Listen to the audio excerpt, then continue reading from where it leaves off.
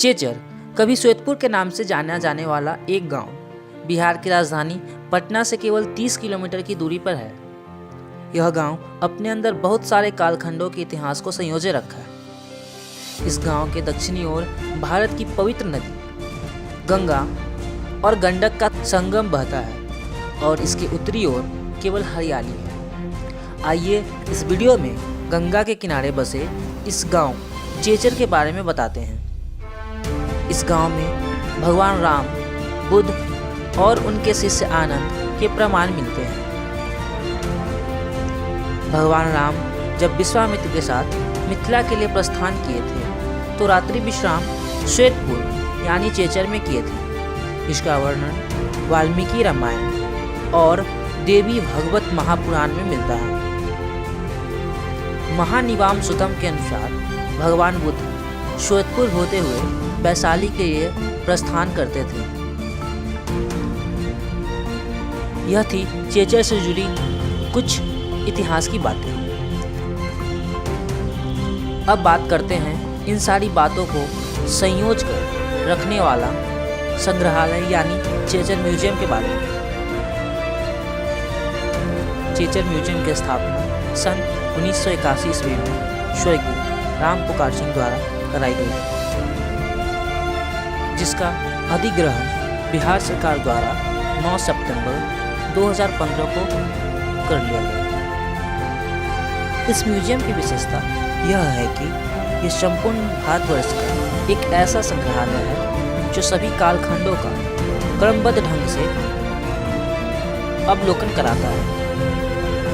इस म्यूजियम में आपको 13 कालखंडों का क्रमबद्ध ढंग से मिले अवशेष का अवलोकन करने को मिलेगा। सन 1977-78 एवं सन 1989 ईस्वी में हुए उत्खनन के दौरान मिली सारी वस्तुएं इस संग्रहालय में संयोग कर रखी गई है। आइए सुनते हैं इस म्यूजियम के संरक्षक क्या कहते हैं। दिल्ली गए, प्रधानमंत्री से समय लेकर मुलाकात हुई। मुलाकात में प्रधानमंत्री श्रीमती इंदिरा गांधी के आदेश पर भारतीय पुरातत्व सर्वेक्षण विभाग ने 1977 में उत्खनन कार्य चेचर, उस समय आरएस बिष्ट थे पटना के सुपरिटेंडेंट एंड आर्कोलॉजी, उनकी अध्यक्षता में भारतीय पुरातत्व सर्वेक्षण विभाग ने यहाँ पर उत्खनन में नवपाषाण काल से लेकर आधुनिक काल तक 13 कालखंड के पुरावशेष यहाँ पर,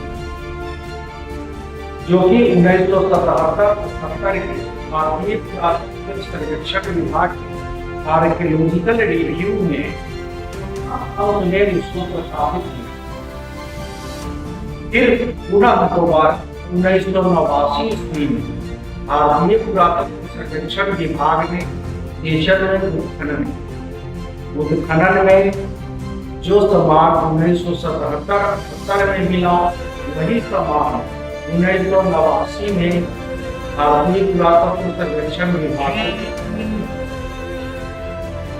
इस म्यूजियम के अलावा कुछ अवशेष जो उत्खनन के दौरान मिले वह चेचर मंदिर में संयोग कर रखा गया है, जैसे कि 2 बुद्ध की बड़ी बड़ी मूर्तियां जो लगभग 6 फीट की है। इस म्यूजियम में आपको नवपाषाण काल से लेकर आधुनिक काल तक मिले अवशेष का अवलोकन करने को मिलेगा। प्रथम 1981 ईस्वी में यह संग्रहालय प्राइवेट रूप से चल रहा था। उसके बाद माननीय मुख्यमंत्री श्री नीतीश कुमार जी 2013 में 14 फरवरी 2013 को चेचर सारे कैबिनेट और सारे मंत्रिमंडल के साथ आने के बाद जो है वह चेचर संग्रहालय को देखे और देखने के बाद उन्होंने घोषणा की कि अभी से इसको सरकारीकरण किया गया। 14 फरवरी 2013 के बाद 9 सितंबर 2015 को इसका सरकारीकरण के लिए नोटिफिकेशन कर और 9 सितंबर 2015 से यह संग्रहालय संरक्षित व्यवस्था में आ गया।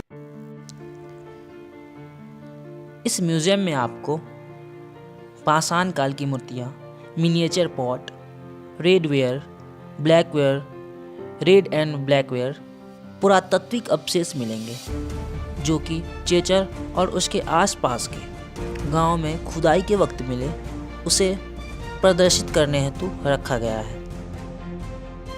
सर्वप्रथम हम बताएंगे कि चेचर के पुरातात्विक एवं ऐतिहासिक महत्व के बारे में कि चेचर का नामकरण कैसे हुआ। आदि काल में चेचर उस पल्लव के रूप में था।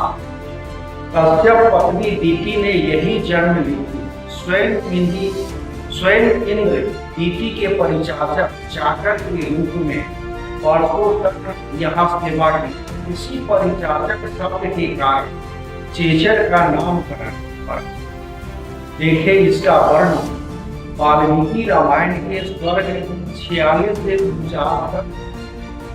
रामायण काल के समय यह मिथिला के रूप में, जिसका वर्णन देवी भागवत महापुराण के स्कंद 6 अध्याय 15 श्लोक 26 से 30 तक इसका वर्णन है। उसके बाद बुद्ध काल के समय यही मिथिला कोटि ग्राम के रूप में परिणत, जिसका गुप्त काल के समय यह कोटि ग्राम से रूपांतरित होकर श्वेतपुर के रूप में परिणत, जिसका वर्णन डॉक्टर जोगेंद्र मिश्र जो पटना यूनिवर्सिटी के हेड ऑफ डिपार्टमेंट थे, उन्होंने श्वेतपुर की खोज एक पुस्तक लिखी थी। उसी पुस्तक में उसका वर्णन।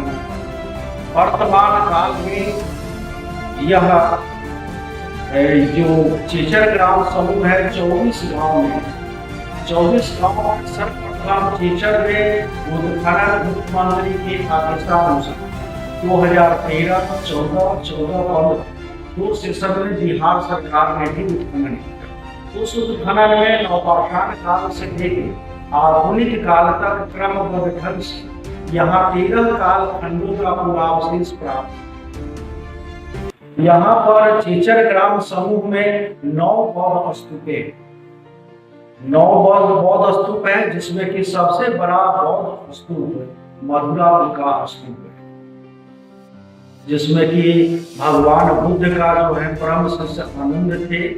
आनंद का परिनिर्माण गंगा में ही हुआ था। यहाँ आनंद के स्तूप से बाजितपुर में जाना है।